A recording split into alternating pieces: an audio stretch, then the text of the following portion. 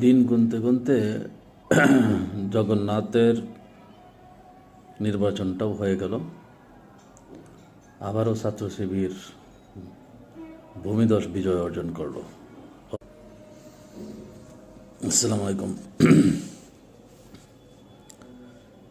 অনেকদিন পর হলেও জকসু নির্বাচনটা শেষ পর্যন্ত হয়েছে। অনেক চক্রান্ত ষড়যন্ত্র অতিক্রম করে নির্বাচনটা হওয়ায় আমরা আরেকটা সুন্দর একটা চমৎকার একটা ফলাফল পেয়েছি। সেই আগের মতোই ডাকসু, রাকসু, চাকসু, জাকসুর মতো বিপুল বুটে নিরঙ্কুশ বিজয় অর্জন করেছে বাংলাদেশ ইসলামী ছাত্র শিবির। অভিনন্দন ছাত্র শিবিরকে।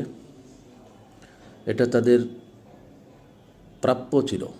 তাদের যোগ্যতা, তাদের মেধা, শ্রম এবং ছাত্রছাত্রীদের প্রতি যে কমিটমেন্ট, তাদের যে অ্যাক্টিভিটিস, তাদের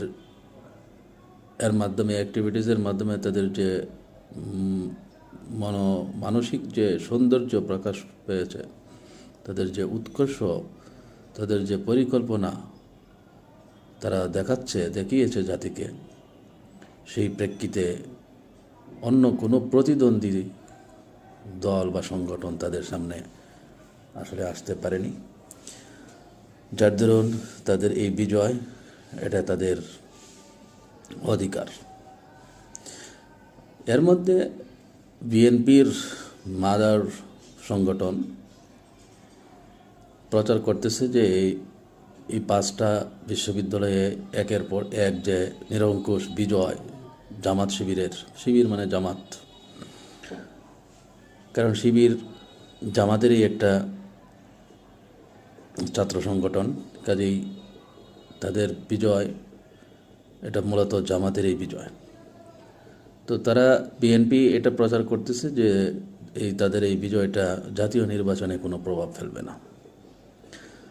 তো তারা এর আগে এক ইউনিভার্সিটিতে পরাজিত হওয়ার পর প্রচার করছে যে পরবর্তী ইলেকশনে আর সেটা হবে না। কিন্তু দেখা যাচ্ছে যে না, একের পর এক তারা শুধু বিজয় না, নিরঙ্কুশ বিজয় তারা অর্জন করে গেছে। তো জাতীয় নির্বাচনে এটার একটা ব্যাপক প্রভাব পড়ে।